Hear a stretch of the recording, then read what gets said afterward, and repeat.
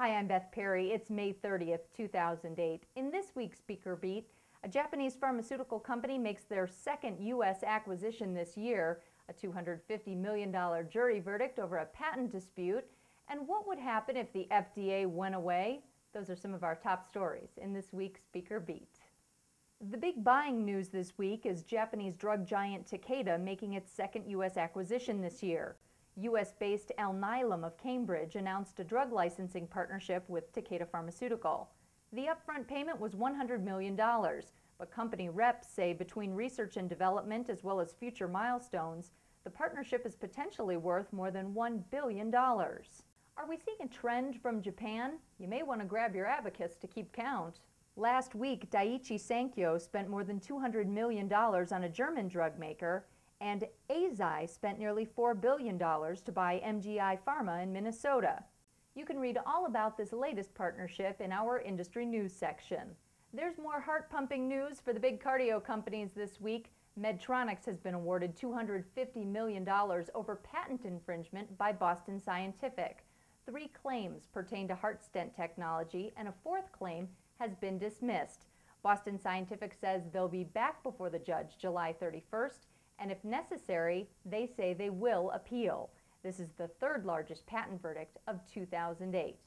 And on the subject of patents, the Patent Reform Act of 2007 stalled in the Senate earlier this month. What were its flaws, and what could be better? Fintan Walton from Pharma Television gives us his take. Walton says there were some welcome changes, like adopting the international first-to-file system to determine priority, and there were concerns that could have potentially impacted the environment and the discovery of life-saving drugs. We've posted his video clip on our site, so check it out and then tell us what you think. When Steve Burrell talks, life sciences people listen, and they're bound to read his annual report on the pharmaceutical and biotech industry. This year it's called Biotech 2008, a 2020 Vision to 2020. You can listen to a podcast where Burrell talks about how we're moving from a world of treatment to a world of prevention. He says your BlackBerry will monitor your health, and you'll get medical treatment at Walmart. You can buy his book on the Burrell & Company website for $295. You can listen to the podcast for free on our website in Industry News. Now, can you imagine a world without the FDA? Kind of makes you think. FightAging.org mulls over that question. Read about going outside the U.S. for treatment, the role of the open market, and the effects of overregulation.